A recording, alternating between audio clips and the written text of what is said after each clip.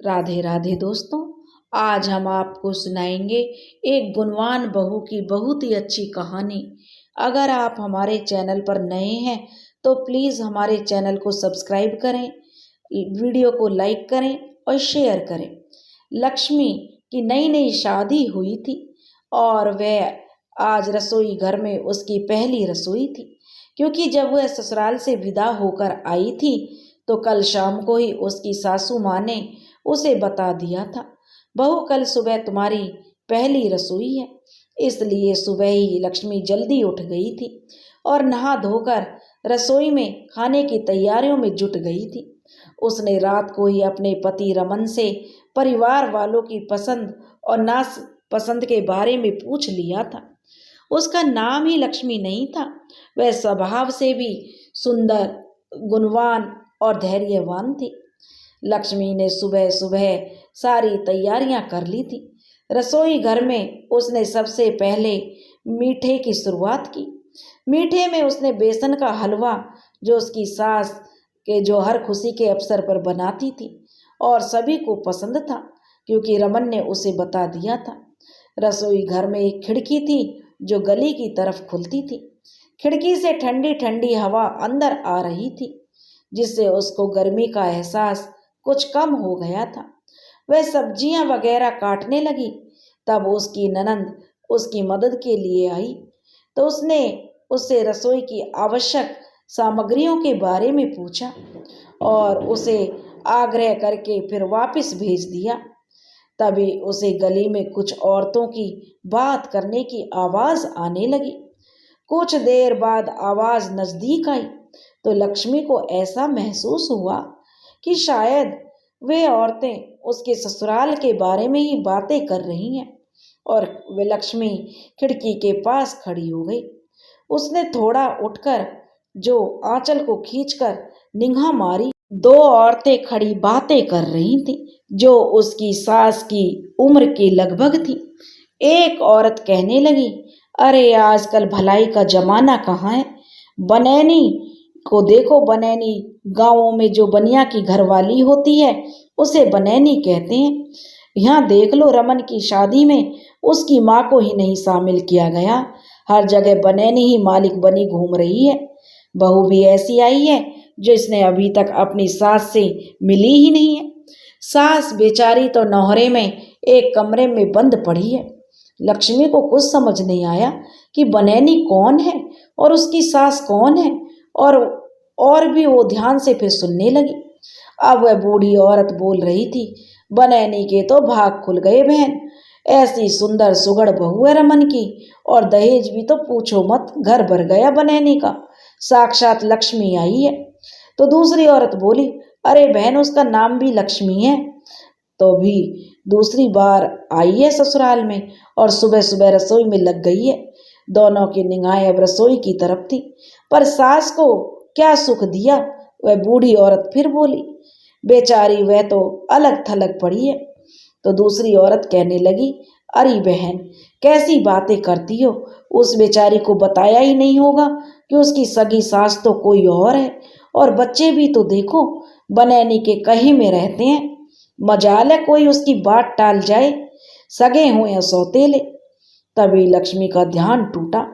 कढ़ाई में तेल धुआं छोड़ रहा था और उसका मन उनकी औरतों की बातें सुनकर जो दुखी हो रहा था, जो उसके लिए एक पहेली भी बनकर रह गया था। औरतें तो बातें करते हुए गली से चली गईं, लेकिन लक्ष्मी की जिज्ञासा को बढ़ा गईं।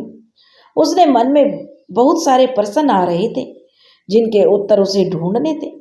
आखिर उसकी सास कौन है, बनैनी कौन है, उसके मायके वालों से भी यह जानकारी नहीं थी, और उसे कुछ क्यों नहीं बताया गया।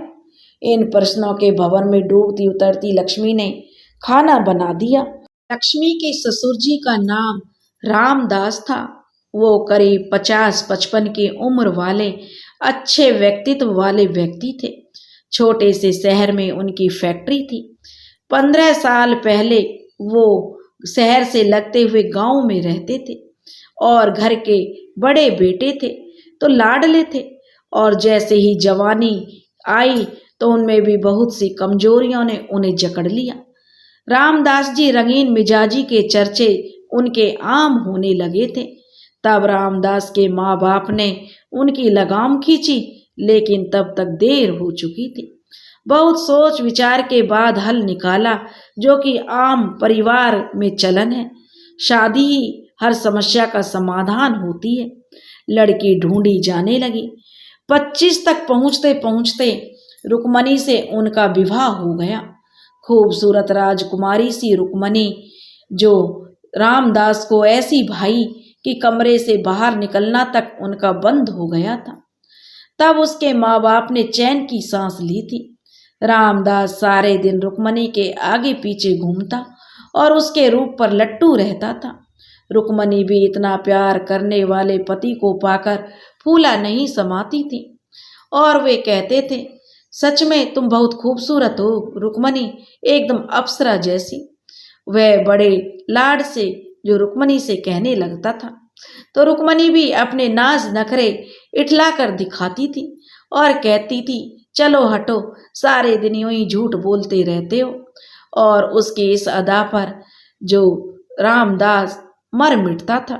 2-3 साल बीतते बीतते छोटा भाई रामदास का शहर पढ़ने चला गया और रामदास की बहन की भी शादी हो गई।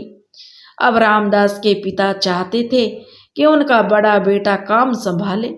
कई बार वो रामदास को कह चुके थे, पर अब उम्र हो गई है बेटा, अब तुम गृहस्थी वाले हो गए हो, आगे परिवार बढ़ेगा तो मेरा हाथ बटाओ। लेकिन रामदास अभी गृहस्थी के चक्कर में पड़ने वाला नहीं था। वह कहने लगा, मेरा अभी कोई इरादा नहीं है और अभी से कामकाज, पिताजी मेरी तो अभी खेलने खाने की उम्र है, कहकर रामदास टाल देता था।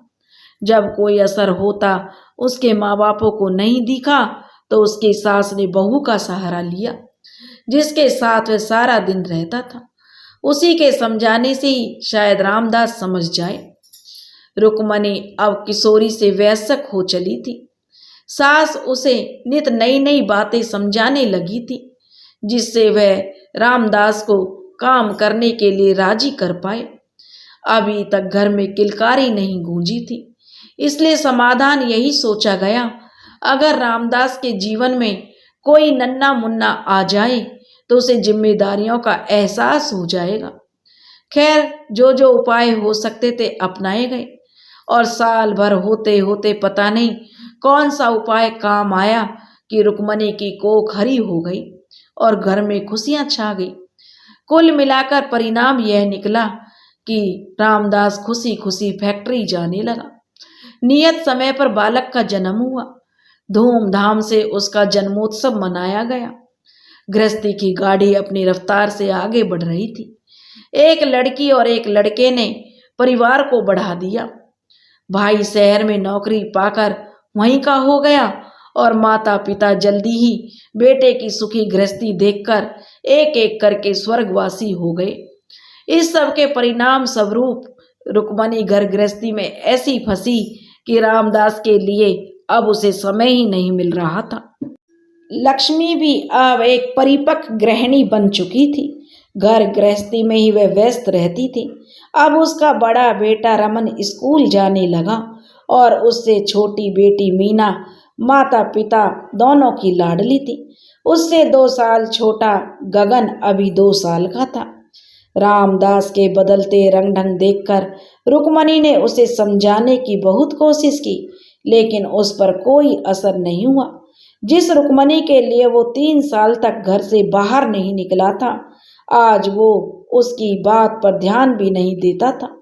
रात को देर से घर आना, खाना भी बाहर खा लेना, यहाँ तक कि कभी कभी वो रात को भी वापस नहीं आता था। रुक्मणी ने रामदास से कहा, सुनो जी, आज जल्दी आना, बाजार जाना है। तो रामदास बोला, तो मुझे जल्दी आने की क्या आवश्यकता है, तुम अकेले भी तो जा सकती हो। रुक्मणी कहने लगी, पर बच्चों की देखभाल के लिए किसी को तो घर पर होना चाहिए। तो वह कहने लगा, देखो बच्चे बड़े हो रहे हैं, थोड़ा फिक्र मेरी भी कर लेती तो मैं भी जल्दी आ सकता था। रामदास ने उसका ध्यान अपनी ओर दिलाते हुए कहा। तो वह कहने लगी, तुम्हें मेरी क्या जरूरत है, बाहर ही जी लगता है तुम्हारा तो, दिन रात यहाँ मैं घर में पिसती रहती हूँ और तुम लाट साहब बाहर ही घूमते रहते हो। इस तरह शिकवा शिकायतों के बीच धीरे धीरे रुक्मणी और रामदास के बीच बात बात पर तकरार होने लगी और फिर लड़ाई झगड़े में बदलने लगी। ये नहीं था कि रामदास बच्चों से प्रेम नहीं करता था, वह बच्चों से बहुत प्रेम करता था, उनकी हर जरूरत का ध्यान रखता था, लेकिन रुक्मणी में अब उसे ज्यादा रुचि नहीं रही थी। आज की रुक्मणी में और 9 साल पहले वाली अल्हड़ रुक्मणी में बहुत अंतर आ गया था। इकहरे बदन वाली रुक्मणी अब दोहरे बदन की हो गई थी। चेहरे की चमक गृहस्थी के जंजाल में फीकी पड़ गई थी। व्यवहार में भी अब वो पहले जैसी मधुर भाषणी नहीं रही थी। कहाँ वो अपना सारा प्रेम उस समय रामदास पर लुटाती और हर संभव उसकी खुशी का ध्यान रखती, लेकिन पिछले 4-5 वर्षों में रामदास उसकी गिनती में पीछे होता चला गया। कारण भी था, एक एक करके 3 साल में 3 बच्चे और फिर सास का असमय स्वर्गवास होना। छोटी उम्र में ही गृहस्थी का पूरा भार रुक्मणी पर आ पड़ा। जब रुक्मणी को लगा कि रामदास उससे ज्यादा दूर जा रहा है, तो उसने उससे अपनी व्यवस्था और बच्चों की जरूरतों के बारे में बताकर उसे अपनी ओर खींचने की कोशिश की। पर अब जब भी वो पति को कुछ कहती तो रामदास अनसुनी कर देता। वह कहता, तुझे कमी क्या है, तेरी सारी जरूरतें पूरी कर रहा हूं तो तू क्यों उखड़ जाती है। तब वह कहती, रुक्मणी, सुविधाएं सब कुछ नहीं होती हैं, मुझे घर गृहस्थी संभालने में तुम्हारा साथ भी चाहिए। लेकिन रामदास का दिल नहीं पिघला। सच तो यह था, अब रुक्मणी से रामदास ऊब गया था और उससे कम बात करता था। 2-3 वर्ष इसी तरह कलह में बीत गए। पति के प्रेम बिना स्त्री की क्या दशा होती है, यह तो कोई विरह नहीं समझे। वही स्थिति अब रुक्मणी की हो गई थी। अपनी इच्छाओं को मारती, पति के साथ को वो तरसती, वह मन ही मन कुढ़ने लगी। बात बात पर वह लड़ने को तैयार रहती। चिड़चिड़ा स्वभाव उसका बन गया था। इन सब बातों का बच्चों पर भी असर होने लगा।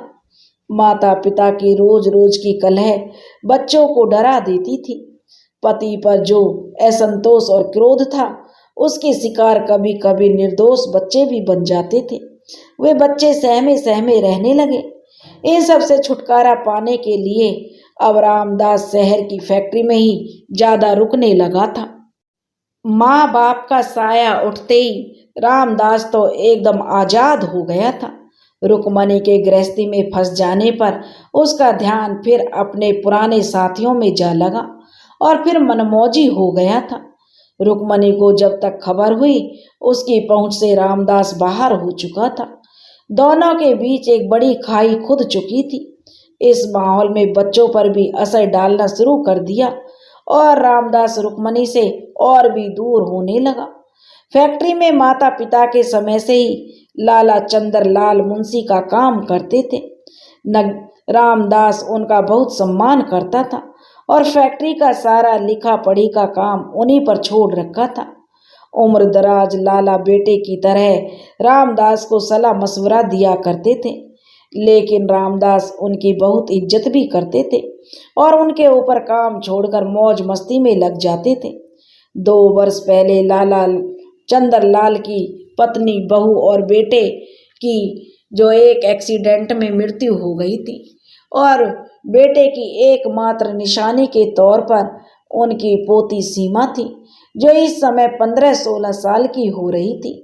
जब भी रामदास ज्यादा समय फैक्ट्री में रुकते तो अक्सर लाला चंद्रलाल उनके लिए घर से खाना लेकर आते और जब कभी रामदास की लड़ाई रुक्मणी से हो जाती तो वे नाराज होकर रात को भी फैक्ट्री में ही रुक जाते। तब लाला चंद्रलाल उनको घर पर खाने के लिए ले जाते, जहां पर रामदास की निगाह सीमा पर पड़ गई। खूबसूरत कली सी खिलती सीमा उसके मन को भा गई और उसका मन उसके लिए मचलने लगा। 9-10 साल पहले रुक्मणी भी उन्हें ऐसे ही भाई थी। आते जाते कभी कभी सीमा भी उनसे बात करने लगी। सौभाग्य कहिए या दुर्भाग्य, अचानक लाला चंद्रलाल बीमार पड़े तो कई दिन फैक्ट्री नहीं जा पाए। तब रामदास कारण जानने के लिए घर गया तो पता लगा लाला चंद्रलाल बीमार है और फिर दवाई देखभाल का जिम्मा रामदास ने स्वयं ले लिया। इस तरह रामदास का घर में आना जाना बहुत ज्यादा होने लगा। अब सीमा भी उनसे खुल गई थी। देखभाल के बहाने रामदास काफी समय लाला चंद्रलाल के यहाँ गुजारने लगा। कई बार तो वह सुबह ही पहुंच जाता था और नाश्ता खाना रात का खाना सब कुछ वहीं खाने लगा। सीमा से वह बहुत प्यार से बातें करता। सीमा उसे साहब कहकर बुलाती थी। जैसे जैसे उसकी सीमा से निकटता बढ़ती जा रही थी, रुक्मणी उनके दिल से बिल्कुल दूर होती जा रही थी। अल्हड़ सीमा को इस सब की समझ नहीं थी। माँ बाप के बाद दादा ही एक सहारा थे और उनकी बीमारी में रामदास एकमात्र सहायक था। इधर लाला चंद्रलाल को सीमा की चिंता सता रही थी कि अगर उन्हें कुछ हो गया तो सीमा का क्या होगा। उन्होंने रामदास से चिंता व्यक्त की, बेटा मेरी बीमारी ठीक होते नहीं दिख रही, लगता है जल्दी ही बुलावा आ जाएगा। मेरे बाद मेरी पोती सीमा का क्या होगा। सेठ रामदास बोले, आप चिंता मत करिए मुंशी जी, जल्दी आप ठीक हो जाएंगे और मैं हूं ना, सीमा की चिंता मत करिए, बस आप भगवान पर भरोसा रखिए। रामदास ने जो मुंशी जी को भरोसा दिलाया और अपनी तरफ से उनका पूरा ध्यान रखने लगा। कुछ दिनों की बीमारी के बाद लाला चंद्रलाल को अपने साथ ले गई और छोड़ गई मासूम सी सीमा को अकेला। रामदास ही इस समय उसका एकमात्र सहारा था और इस सहारे ने इस अवसर का पूरा पूरा फायदा उठाया। रामदास ज्यादा समय सीमा का ध्यान रखने में गुजारने लगा। इस तरह सीमा पूरी तरह उस पर निर्भर हो गई और एक दिन जब रामदास घर वापस आया तो साथ में सीमा थी, उसकी दूसरी पत्नी के रूप में। रुक्मणी के जीवन में जो थोड़ी बहुत उम्मीद थी अब वो भी समाप्त हो गई थी। अपने घर में अपने कमरे में अपने पति के साथ किसी दूसरी औरत को बर्दाश्त करना आसान नहीं होता। जब तक यह सब बाहर था, आंखों से दूर था, एक हल्का सा पर्दा था। बच्चे अभी ना समझ थे। उनके सामने सीमा का परिचय उनकी छोटी माँ है कहकर कराया गया। सीमा रुक्मणी को जीजी कहती, उसे सम्मान देती। उसे ज्यादा समझ नहीं थी पर यह एहसास था कि उसने रुक्मणी के अधिकार को अपने नाम कर लिया है। उसकी कोशिश तो यही रहती वह रुक्मणी को कोई दुख न पहुंचाए, लेकिन रुक्मणी के लिए इससे बड़ा दुख क्या हो सकता था। उसके अधिकारों पर उसकी आंखों के आगे डाका पड़ गया था और वो कुछ नहीं कर सकी थी। एक दिन रुक्मणी ने कहा, सुनो, तुम्हें जीजी कहने की कोई जरूरत नहीं है, मैं तुम्हारी जीजी नहीं हूँ। भगवान ना करे किसी की तुम्हारे जैसे छोटी बहन हो। ऐसा कहकर रुक्मणी ने सीमा को दुत्कार दिया। सीमा कहने लगी, तो मैं क्या करूं? सीमा के पूछने पर रुक्मणी क्रोध से पैर पटकती हुई वहां से चली गई। सीमा दुखी मन से वहां से अपने कमरे में चली गई और सारे दिन अनमनी सी कमरे में रही। जब रात को रामदास लौटा तो उसके कुमलाए हुए चेहरे को देखा तो पूछ बैठा, क्या हुआ सीमा? फिर सीमा ने रोते रोते रुक्मणी की सारी बात रामदास को बता दी। समझता तो रामदास भी सब कुछ था, लेकिन अब उसके लिए सीमा ज्यादा महत्वपूर्ण थी। वह सीमा को ज्यादा तवज्जो देता था। उसने सीमा को बहलाया और कहा, तुम्हें रुक्मणी से बात करने की जरूरत नहीं है, तुम अपने काम से काम रखा करो, जो भी कहना है मुझसे कहो, मैं हूं ना तुम्हारे लिए, कुछ ही दिन में सब ठीक हो जाएगा। और उसने सीमा को अपने गले लगा लिया। अब रामदास ने रुक्मणी की बात ही नहीं होती थी। कुछ तो रामदास का अपराध बोध रुक्मणी के सामने नहीं पड़ता और कुछ रुक्मणी का क्रोध। दोनों ने एक दूसरे से पूरी तरह काट दिया था। अब वह पूरी तरह सीमा का होके रह गया। अब वह बच्चों की जरूरतें भी सीमा से पूछकर ही पूरी करने लगा। मासूम बच्चों की बातें सुनकर सीमा खुश रहती थी। 3-4 साल सीमा अकेलेपन के जीवन में रही थी। अब वह अकेलेपन के जीवन से निकलकर एक भरे पूरे परिवार में आ गई थी। बच्चे जब उसे छोटी माँ कहकर बुलाते तो उसे बड़प्पन का एहसास होता, और जब रामदास उस पर प्रेम लुटाता, सारी फरमाइश पूरा करता, तो जैसे पिता की कमी पूरी हो जाती। अजीब सा रिश्ता था, एक ही घर में एक दूसरे के साथ। इन सब के बीच रुक्मणी की नफरत सीमा के लिए बढ़ने लगी, और इस नफरत की आग का असर सबसे ज्यादा बच्चों पर पड़ने लगा, क्योंकि रुक्मणी अपने बच्चों को सीमा से दूर रखना चाहती थी। उसे लगता था उसका पति तो उसे छोड़ चुका है, कहीं बच्चे भी सीमा के लाड दुलार से उससे दूर ना हो जाएं, और उसे जो इन हालातों में और चिड़चिड़ा बना दिया था, जिसका फायदा सीमा को हुआ। उसका फायदा ये हुआ कि जहां बच्चों को प्यार मिलने लगा, उनकी इच्छाएं पूरी होने लगी, बच्चे पानी की तरह वहीं बह जाते हैं। 2 साल बीतते बीतते सीमा गर्भवती हो गई। इस समय तक रुक्मणी के तानों को सुनते सुनते वह भी उससे कटने लगी थी। वह अब उसे बड़ी बहन न मानकर दिल से सौत समझने लगी, क्योंकि वह वहां समाज में अभी भी रुक्मणी ही पत्नी का दर्जा प्राप्त किए हुई थी। जैसे जैसे वह घर में रहते हुए चीजों को समझ रही थी, हर कदम पर होते जा रही थी, धीरे धीरे वह रुक्मणी के खिलाफ रामदास के कान भरने लगी। हालांकि अभी तक रामदास ने रुक्मणी के साथ कोई दुर्व्यवहार व्यवहार नहीं किया था, और अपने बच्चों को वह बहुत प्यार करता था, और रुक्मणी उनकी माँ थी। लेकिन सीमा के साथ रुक्मणी का व्यवहार उसे अच्छा नहीं लगता था, लेकिन फिर भी वह यह सब अनदेखा कर दिया करता था। रुक्मणी की बजाय यह हक उसको मिले, इसके लिए सीमा ने रामदास पर जोर डालना शुरू कर दिया। उसके लिए उसका यह आग्रह यह था कि वह शहर चले और उसके घर शिफ्ट हो जाए। वहाँ वह फैक्ट्री भी अच्छी तरह देख पाएगा, और उसके साथ भी ज़्यादा समय गुजार पाएगा। उसका बच्चा भी वहीं पैदा होगा। समाज में वह उसकी पत्नी के रूप में जानी जाएगी। कुछ दिनों की टाल मटोल के बाद सीमा के आगे रामदास को झुकना ही पड़ा, और रामदास कुछ दिनों में ही शहर में शिफ्ट हो गया। शहर आते ही सीमा ने कोठी के पिछवाड़े नौहरे में एक छोटा सा कमरा रुक्मणी को रहने को दे दिया, जबकि बच्चों को अपने साथ कोठी में रख लिया। अब तक सीमा यह तो समझ चुकी थी कि रामदास अपने बच्चों से बहुत प्यार करता है, और अगर बच्चे उसके साथ रहेंगे तो जो भी होगा उसका रास्ता आसान होगा। बच्चों से उसे कोई परेशानी नहीं थी। सच तो ये था, रुक्मणी की नफरत ने उसे उसके खिलाफ कर दिया था। शुरुआत में उसने रुक्मणी के साथ छोटी बहन की तरह रिश्ता निभाया था, और खुद उसका अपराधी खुद मानने लगी थी, और रुक्मणी की इस दुर्दशा का जिम्मेदार अगर कोई था तो वो था रामदास ही था। सीमा तो अपनी परिस्थितियों से मजबूर उसकी जिंदगी में आ गई थी।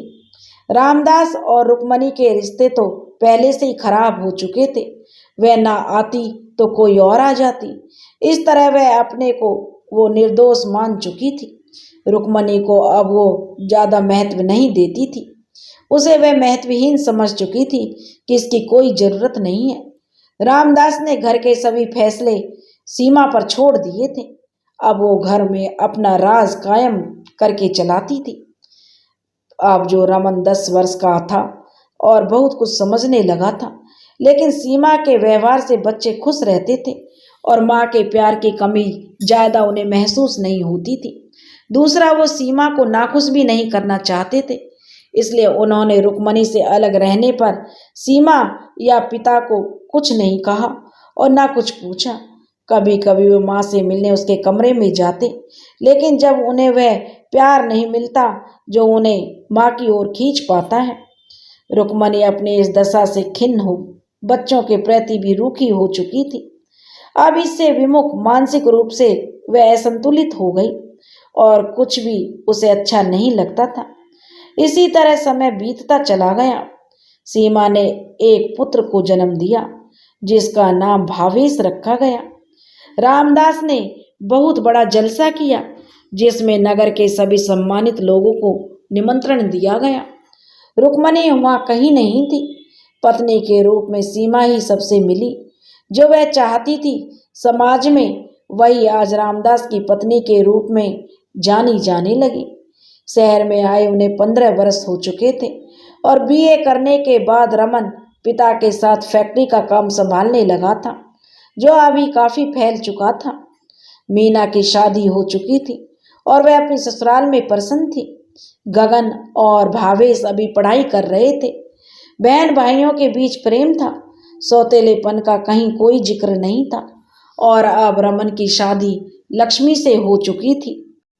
लक्ष्मी अपनी सास सीमा के पांव दबा रही थी और मन ही मन दुविधा में थी कि सुबह की बातचीत के बारे में पूछताछ करे या नहीं।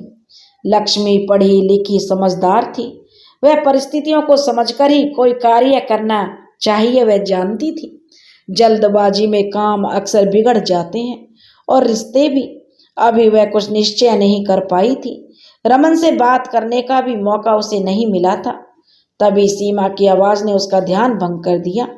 सीमा बोली, जाओ बहू, अब तुम भी सो लो, सुबह से काम में लगी हो, थक गई होंगी। सीमा बोली, जी माँ जी।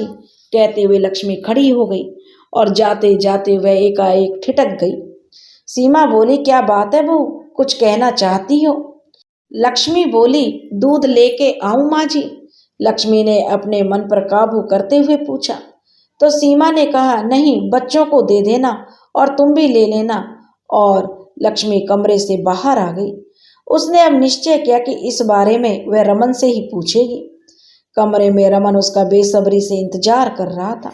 उसने दूध का गिलास उसके हाथों में पकड़ा दिया और बैठ गई। वह फिर सोच में पड़ गई, रमन से बात करे या न करे। अभी तो रमन से ही उसकी हिचक पूरी तरह खुली नहीं थी। स्वभाव के बारे में भी उसे ज्यादा पता नहीं था।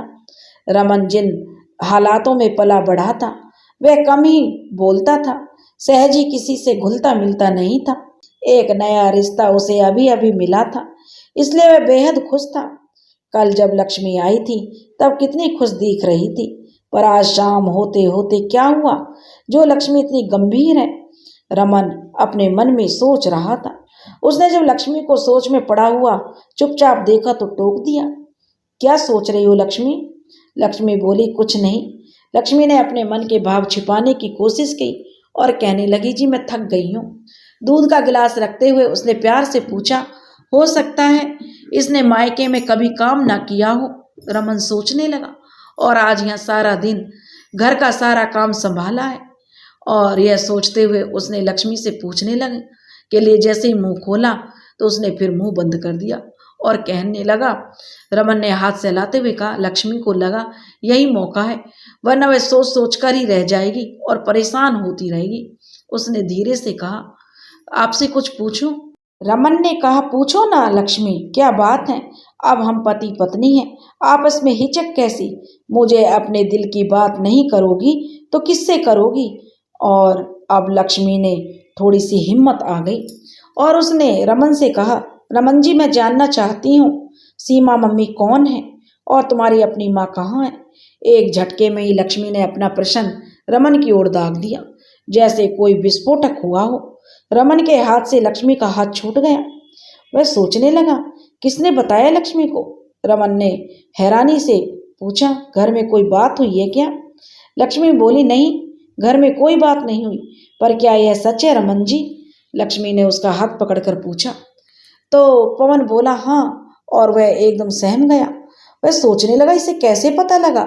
सीमा माँ ने तो माँ को शादी में भी सभी रस्मों से दूर रखा था। अब सीमा माँ इस पर क्या कहेगी? हमने तो यह बात इसके घर वालों से भी छिपाई थी।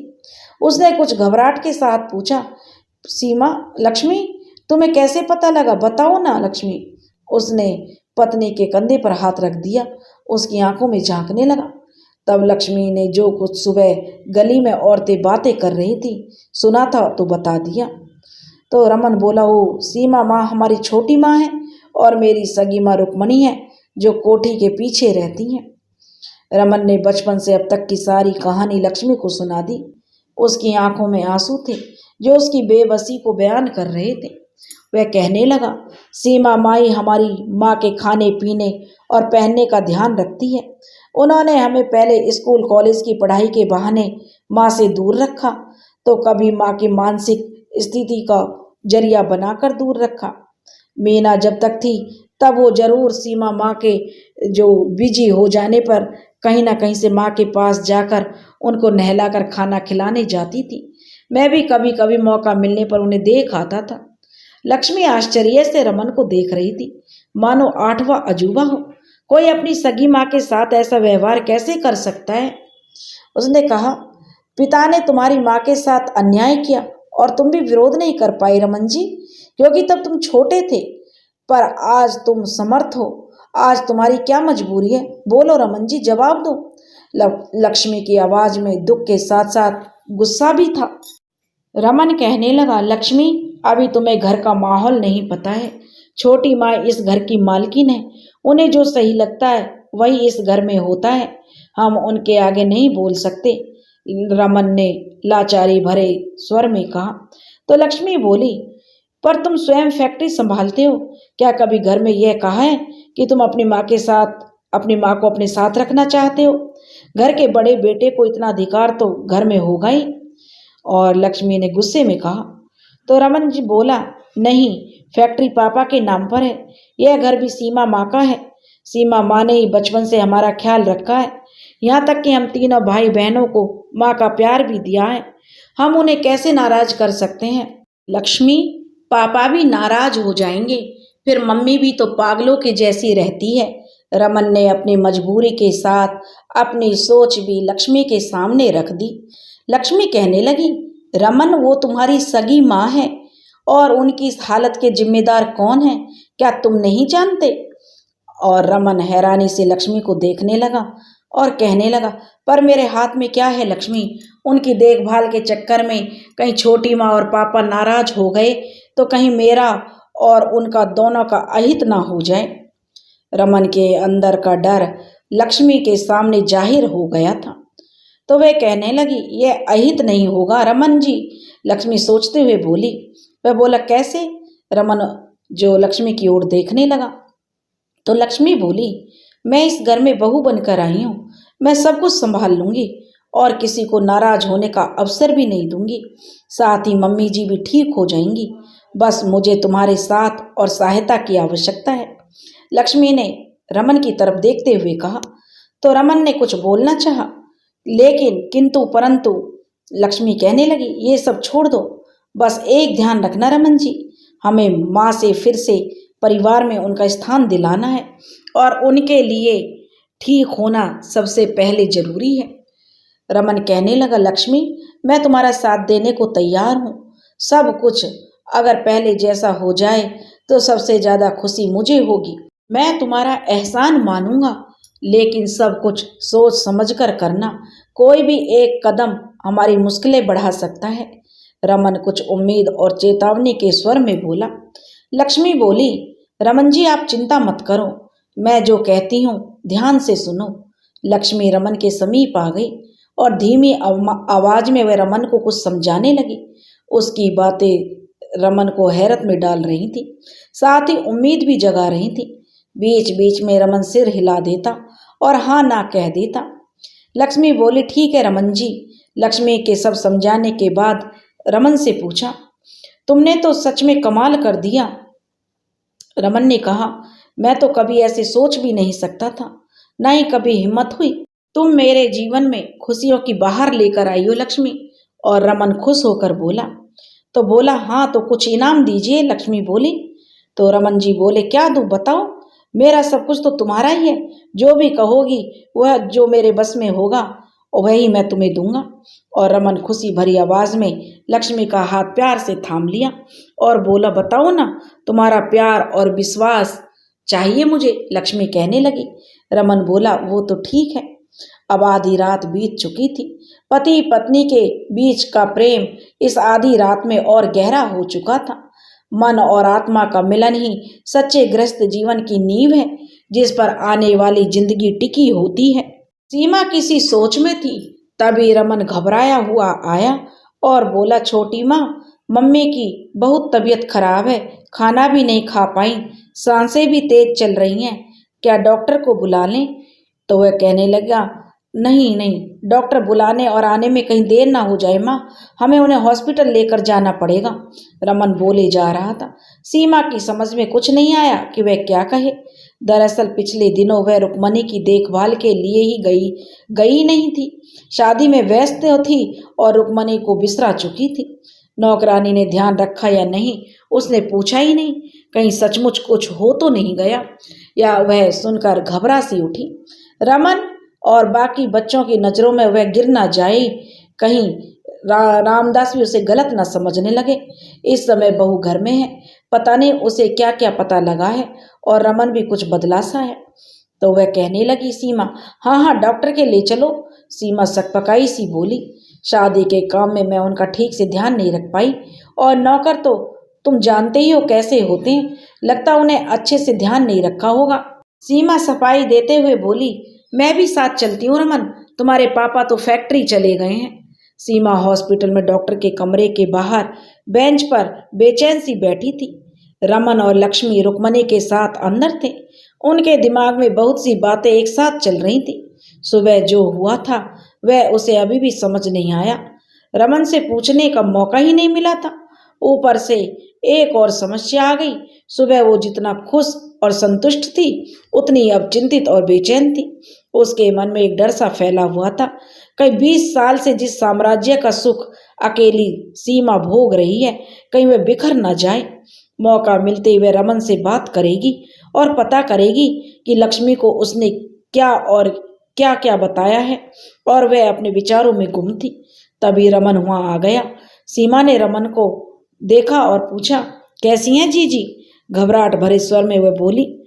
तो घबराहट रुक्मणी के लिए थी या अपने आने वाले कल की चिंता में? तो वह कहने लगा, क्योंकि रमन सीमा का दिल तो जानता ही था। वह बोला, मम्मी की हालत ज़्यादा अच्छी नहीं है माँ, छोटी माँ। और रमन की आवाज़ में पश्चाताप था। तो सीमा बोली, बेटा मैं।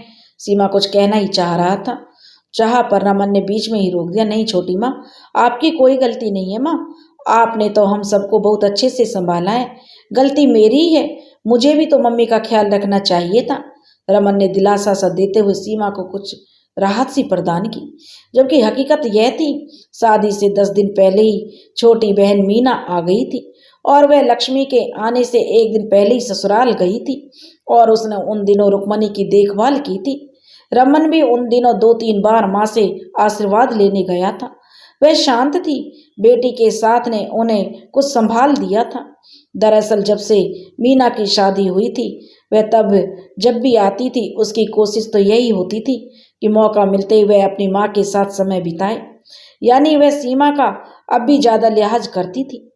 सीमा ने इससे कुछ महसूस भी किया था, लेकिन मीना ने उससे कुछ नहीं कहा।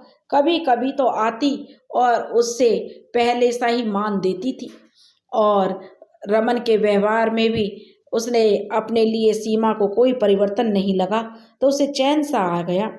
छोटी माँ, मैं आपको घर छोड़ देता हूँ, आप थक गई होंगी, रमन ने जो सीमा से कहा। तो सीमा कहने लगी, रमन मैं कुछ पूछना चाहती हूँ, क्योंकि सीमा के मन में तो हलचल मची हुई थी। रमन बोला, हाँ छोटी माँ, क्या पूछना है बताओ। तो सीमा कहने लगी, रमन तुमने लक्ष्मी को ये बताया है कि मैं तुम्हारी सौतेली माँ हूँ और रुक्मणी जीजी तुम्हारी सगी माँ है? तुमने लक्ष्मी को और क्या क्या बताया है जीजी के बारे में? सीमा रमन से पूछ ही रही थी, रमन तूने बहू को क्या क्या बताया मेरा और जीजी के बारे में? अभी पवन जो बताने के लिए मुंह ही खोला था कि लक्ष्मी आ गई, और वह चुप हो गया। लक्ष्मी ने कहा एक पर्ची देते हुए कि ये दवाइयाँ आनी हैं, और वह कुछ नहीं कह पाई और चुप हो गई, क्योंकि रमन दवा लेने चला गया। अब सीमा सोचने लगी कि रमन से तो बात हो नहीं पाई, क्या लक्ष्मी से पूछूं? लक्ष्मी ने सीमा से कहा, माँ जी आप कुछ सोच रही हैं क्या? सीमा ने कहा, हाँ मुझे तुमसे कुछ पूछना है बहू। लक्ष्मी जानकर भी अनजान बनी हुई थी, बोली, पूछिए माँ जी। तो सीमा ने कहा, लक्ष्मी क्या तुम्हें रमन ने मेरे बारे में कुछ बताया? कुछ सकुचाते हुए सीमा ने पूछ लिया। तो लक्ष्मी बोली, जी, और वह जो प्रश्नवाचक नजरों से सीमा की ओर देखने लगी।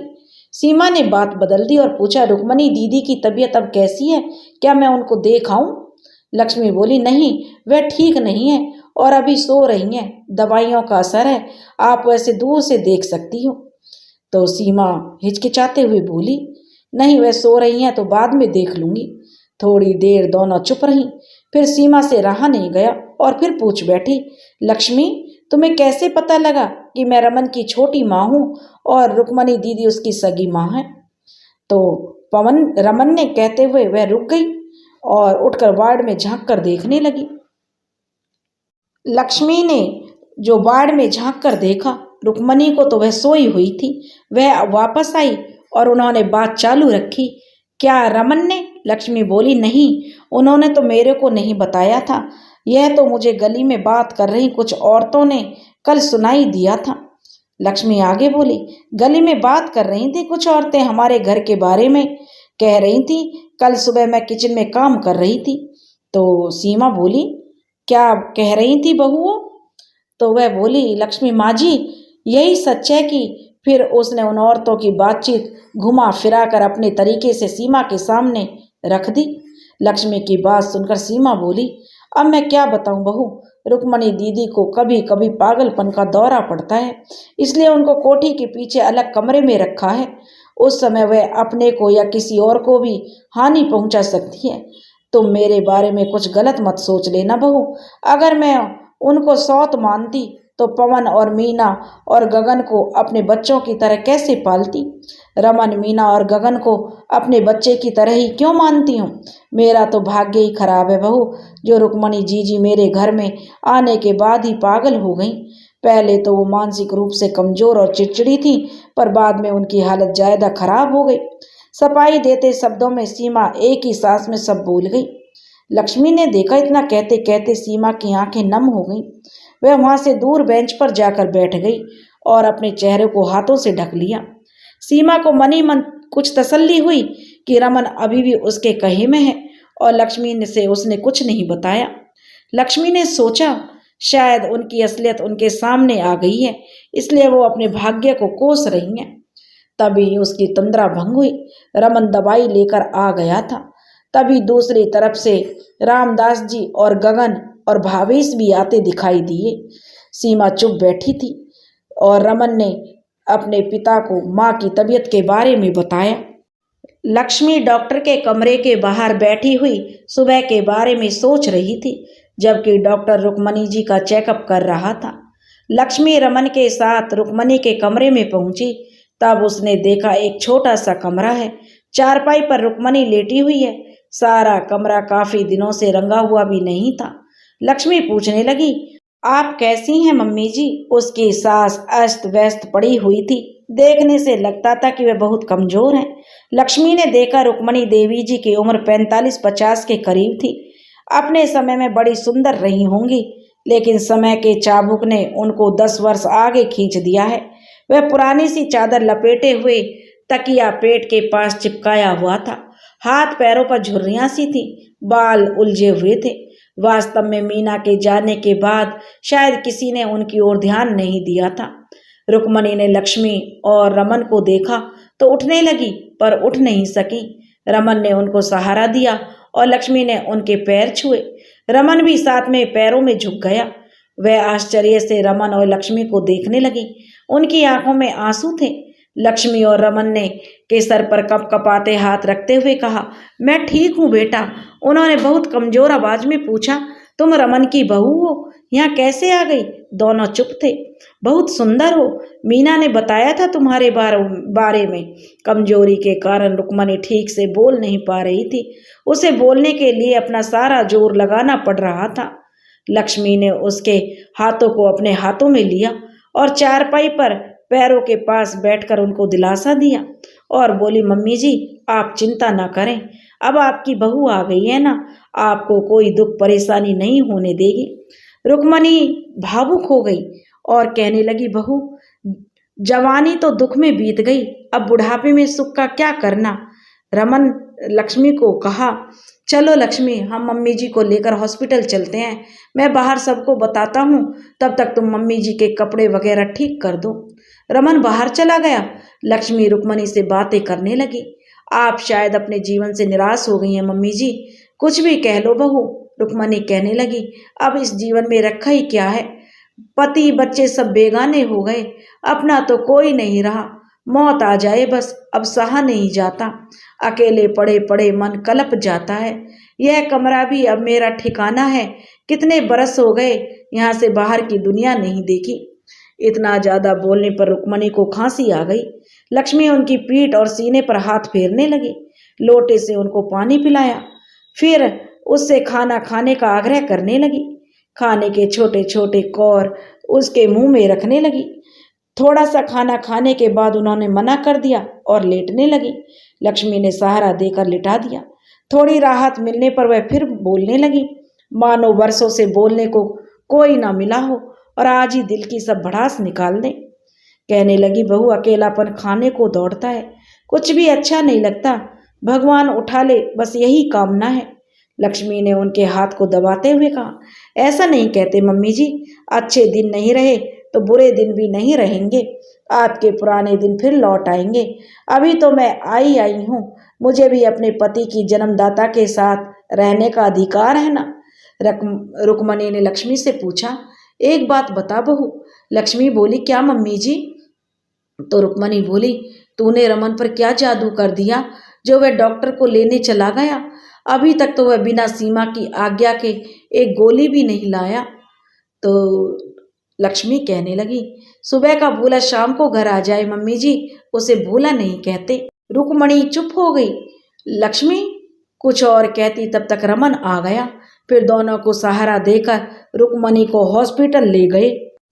रामदास, सीमा, गगन और भावेश रुक्मणी को देखने अंदर कमरे में गए। दवाई के असर के कारण रुक्मणी सोई हुई थी। उसके चेहरे पर मूर्धनी सी छाई हुई थी। रामदास की निगाह जब रुक्मणी पर पड़ी तो एक बारगी वह सन्न रह गया। उन्हें तो देखे हुए ही 5-6 साल हो गए थे। वह लगभग 60 का होने वाला था, लेकिन अभी भी स्वस्थ, जवान और रोबीले लगते थे। अपनी उम्र से कम 8-9 साल छोटी रुक्मणी को उन्होंने देखा, जो बुढ़ी सी नजर आ रही थी। उम्र में जैसे उसे चारों तरफ से घेर लिया था। बाल सफेद, आंख खड्डे में धस गई थी। आंखों के पास चारों तरफ काला घेरा बन गया था। शरीर अस्थि पंजर बन गया था। करुणा का भाव उसके अंदर तक उन्हें भिगो गया। रुक्मणी के साथ बिताए शुरू के 6-7 साल अचानक उसकी आंखों के सामने घूम गए। यह क्या वही रुक्मणी है जिसके लिए वह 3-4 साल घर से बाहर नहीं निकला था? उन्हें अपने आप पर गलानी महसूस हुई और उन्हें प्रश्नवाचक दृष्टि से सीमा की ओर देखा। सीमा भी अपने को गलानी से भरा महसूस कर रही थी। उसने निगाह झुका ली। घर में सब यही सोचते थे, सीमा रुक्मणी के प्रति अपनी जिम्मेदारी अच्छे से निभा रही है, वह सब इससे मुक्त है। सीमा ने भी उन सभी को इसी तरह एहसास दिलाया था और सीमा का सारे घर पर जो अधिकार था उसे कोई और उसके आगे ज्यादा अपनी बातें भी नहीं रख पाता था। रामदास जी की यह निगाह सीमा को शर्मिंदा कर गई। कुछ देर बाद सभी बाहर आ गए। रमन ने उन्हें घर जाने को कहा। रामदास और सीमा दोनों के दिमाग में बहुत कुछ एक साथ चल रहा था, विशेष तौर से नई बहू लक्ष्मी के सामने। दोनों शर्मिंदगी महसूस कर रहे थे। एक तो लक्ष्मी और उनके घर वालों से सच्चाई छुपाना, और दूसरे रुक्मणी की यह अवस्था लक्ष्मी के सामने आना। थोड़ी देर वे सोचते सोचते खड़े रहे, लेकिन फिर रुकने की उनकी जो हिम्मत नहीं रही।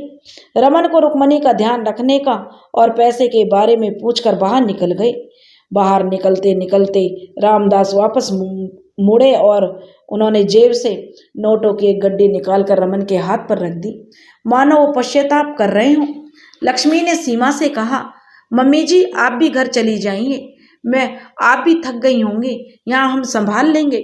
यह कहकर गगन और भावेश भी कहने लगे कि हम भी यहीं रुक जाते हैं भाभी के साथ। सीमा चुपचाप रामदास के साथ पीछे पीछे धीमे कदमों से बाहर चली गई। सीमा सोच रही थी, रामदास शायद उससे कुछ कहेंगे, हो सकता है उसे दुत्कारेंगे, प्रश्न पूछेंगे, क्या जवाब देगी वह? पर इस तरह की उसने कभी कल्पना भी नहीं की थी। उधर रामदास खुद शर्मिंदा थे। उन्होंने कभी भी रुक्मणी पर ध्यान नहीं दिया, सीमा के कहे को सच मानते रहे और हमेशा उसकी बातों में उसकी हाँ में हाँ मिलाते रहे। बच्चे चाहे ना कहते हों, पर हो सकता है मन में उनके लिए उपेक्षा का भाव हो। डर से या आदर से वे उनके सामने ना बोलते हो। अब बच्चे जवान भी हैं और समर्थ भी। अब जब नई बहू आ गई है तो वह क्या सोचती होगी, रमन से उसने हमारे बारे में क्या कहा होगा। इन्हीं बातों में डूबते उतरते रामदास चले जा रहे थे। दोनों अपनी अपनी सोच में गुम थे। जैसा कि सीमा ने लक्ष्मी से कहा था कि उनकी मानसिक हालत ठीक नहीं है, उसी को आधार बनाकर लक्ष्मी ने रुक्मणी की मानसिक हालत ठीक नहीं है सबको कह दिया था कि डॉक्टर ने उनसे मिलने के लिए मना किया है। और लक्ष्मी ने डॉक्टर से मिलकर कह दिया था कि अब रुक्मणी जी का इलाज मेंटल हॉस्पिटल में होगा। इन्हें वहाँ से अपने मायके के शहर में एक हॉस्पिटल में शिफ्ट कर रहे हैं। वहाँ पर उन्हें मिलने के लिए ज़्यादा लोग नहीं जा सकते। मरीज से मिलने पर पाबंदी है क्योंकि इससे इलाज में बाधा पड़ती है। हॉस्पिटल के नियम अनुसार एक ही व्यक्ति उनसे मिल सकता है, तो किसी को भी ज़्यादा चिंता करने की जरूरत नहीं है और बीच बीच में हम उसे देख आएंगे। मेरे मायके वाले भी वहाँ हैं, लक्ष्मी ने कहा, तो वो देखभाल कर लेंगे। रामदास और सीमा ने एक बार हिचकिचाहट दिखाई कि उसके मायके वाले पूछेंगे तो हम क्या जवाब देंगे। तब लक्ष्मी ने उन्हें तसल्ली देते हुए कहा कि वह सब संभाल लेगी, अपने ससुराल की बदनामी नहीं होने देगी। इस तरह रुक्मणी हॉस्पिटल में रहने लगी। लगभग 1 साल होने को आया। इस बीच सिर्फ पवन और लक्ष्मी रुक्मणी से मिलने जाते और कभी कभी जो रात को भी वहीं रुक जाते। रामदास और सीमा ने 1-2 बार जब देखने जाने को बोला तो रमन और लक्ष्मी ने उन्हें परेशान ना होने की बात कहकर टाल दिया। दोनों पति पत्नी सीमा और रामदास वैसे भी अपने मन में शर्मिंदा थे और रुक्मणी का सामना नहीं कर सकते थे। पता नहीं सामना होने पर वह कैसा व्यवहार करे, इसलिए वह उनकी बात मान लेते थे। लक्ष्मी और रमन अभी भी सीमा को वही सम्मान देते थे जैसा कि पहले देते थे। दिल ही दिल में वे ये जानते थे कि छोटी माँ ज्यादा दोषी नहीं है। उन्हें मुसीबत में जो सहारा मिला थाम लिया। सीमा जब घर आई थी तब रमन 7-8 साल का था और रुक्मणी जो रामदास के झगड़ों को देखता था थोड़ा बहुत समझता भी था। शुरू में सीमा ने उनकी माँ को भी मान दिया था, पर माँ पिता के इस धोखे को सहन नहीं कर पाई और सारा क्रोध बच्चों और सीमा पर निकालती थी। गलती तो पिता की थी, सजा उन सबको मिली और उस समय सीमा चाहती तो बच्चों को भी दुखी कर सकती थी। शायद पिताजी तब छोटी माँ के प्रेम में ज्यादा दखल नहीं देते। सीमा तो मन ही मन शर्मिंदा थी, इसलिए उसने कुछ नहीं कहती। लेकिन सच्चाई तो यह थी कि रमन लक्ष्मी ने एक कमरा लेकर रुक्मणी को वहाँ शिफ्ट कर दिया था, साथ ही एक नर्स को देखभाल के लिए वहाँ छोड़ दिया था जो घर के अन्य काम भी किया करती थी। रुक्मणी का इलाज की इतनी जरूरत उसे नहीं थी जितनी कि उसे किसी अपने के साथ की थी, शांति की थी, प्यार की थी और आवश्यकता थी लक्ष्मी और रमन की। दोनों मिलकर जो उनकी सेवा कर रहे थे, खान पान और उचित देखभाल, रमन और लक्ष्मी का साथ रुक्मणी के लिए वरदान साबित हुआ। धीरे धीरे शरीर भर गया, चेहरे से झुर्रियां गायब हो गईं, मानो जैसे चेहरे पर कभी थी ही नहीं। और चेहरे पर आशा की उम्मीदें बढ़ने लगी तो आंखों में भी चमक भर आई। जो कुछ उसके जीवन में हुआ उसे भाग्य मानकर आज वे स्वीकार कर चुकी है और आगे के जीवन को परिवार के साथ रहकर खुशी खुशी शांति पूर्वक बिताना चाहती है। आज लक्ष्मी और रमन की शादी को 1 साल हो रहा है। घर में सुबह से रौनक थी। रामदास और सीमा ने मिलकर उनके इस दिन को खास बनाने के लिए सोचा था। शायद वह इस तरह से उनको खुश करना चाहते थे। उन्होंने उन्हें अभी भी वही मान सम्मान दिया था। उनके सामने कभी अपनी माँ की हालत को लेकर या बात को छुपाने की जो भूल की थी उसके लिए वह शायद एक पश्चाताप कर रहे थे या उनको उसका फल दे रहे थे। चारों ओर सजावट हो रही थी। शाम को खाने पीने का आयोजन था। बहुत से लोगों को निमंत्रण दिया गया था। लक्ष्मी के मायके वाले भी आ रहे थे। लक्ष्मी रमन ने भी कुछ खास सोच रखा था।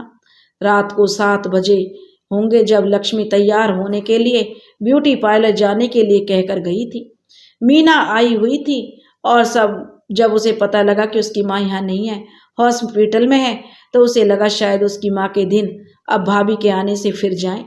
तभी उसने देखा लक्ष्मी आ रही है, साथ में एक सुंदर प्रभावशाली व्यक्तित्व की महिला उसके साथ है। सभी देखने लगे। मायके वाले तो पहले ही आ चुके थे। लक्ष्मी के साथ कौन है यह प्रश्न सभी के दिमाग में क्रोध रहा था। जब वह दोनों नजदीक आए तो सबके साथ सीमा और रामदास देखते रह गए, क्योंकि यह तो रुक्मणी थी। दोनों के मुंह से एक साथ आश्चर्य में निकला, रुक्मणी जी। सीमा बोलने लगी और रामदास ने कहा, रुक्मणी। रुक्मणी मुस्कुराई। उसने सीमा के गाल थपथपाए और यह स्पर्श सीमा को एहसास करा गया कि रुक्मणी ने उसे माफ कर दिया है। वह झट से रुक्मणी के चरणों में झुक गई, कहने लगी, मुझे माफ करना जीजी, मैंने आपके साथ बहुत गलत किया। रुक्मणी ने उठाकर उसे गले लगा लिया, कहने लगी, तुमसे कोई भूल नहीं हुई है सीमा, क्योंकि तुमने मेरे बच्चों को कभी भी अपनी सौत के बच्चे नहीं माना और उन्हें मेरी तरह ही प्यार दुलार देकर बड़ा किया। सबसे बड़ी बात, लक्ष्मी जैसी बहू लेकर आई हो, जिसने मुझे दोबारा ये दिन दिखाया। तुम्हारी इसमें कोई ज्यादा गलती नहीं है, तुम तो बच्ची ही थी। रामदास अपने किए पर शर्मिंदा थे। उन्होंने अपने दोनों हाथ रुक्मणी के आगे जोड़ दिए, बोले, मैं बहुत शर्मिंदा हूँ रुक्मणी, मैंने तुम्हारे साथ बहुत गलत किया, मुझे माफ कर दो रुक्मणी, माफी के काबिल तो नहीं हूँ फिर भी। रुक्मणी ने कहा, जो हो गया उसे भूल जाइए, आपने जो किया वह माफी के काबिल तो नहीं, लेकिन बच्चों को इस घर में कभी भी किसी की कमी महसूस नहीं होने दिया और सीमा ने हमेशा उनका ध्यान रखा। मैं आपको आपकी गलतियों के लिए माफ करती हूँ। मेरी बहू नाम की ही लक्ष्मी नहीं, सचमुच में लक्ष्मी है और मैं भगवान से प्रार्थना करती हूँ ऐसी सुंदर सुशील समझदार बहू सबको मिले, जो अपनी ही सास को उसका हक दिलाने के लिए उसने खुद पहल करी और बिना किसी को नुकसान पहुंचाए, अपमानित किए, घर समाज में सम्मान दिलाया। रुक्मणी ने लक्ष्मी को गले लगा लिया। मीना और सीमा भी दोनों तरफ से उसके गले लग गईं। रामदास ने भी रमन को गले लगाया। गगन और भावेश ने रुक्मणी के चरण स्पर्श किए और चारों ओर खुशियां थी, सभी खुश थे। रुक्मणी को घर में आज वही सम्मान मिला जो उसका पहले था। सीमा ने उसको बड़ी बहन की तरह ही, जैसे कि पहले जब वो आई थी उसी तरह से उसको मान दिया और रुक्मणी ने जो पहले नहीं किया था वह आज किया, सीमा को मन से अपनी छोटी बहन स्वीकार करके। दोस्तों, अगर आपको हमारी कहानी पसंद आई हो तो प्लीज़ हमारे वीडियो को लाइक करें, शेयर करें और चैनल को सब्सक्राइब करें। राधे राधे।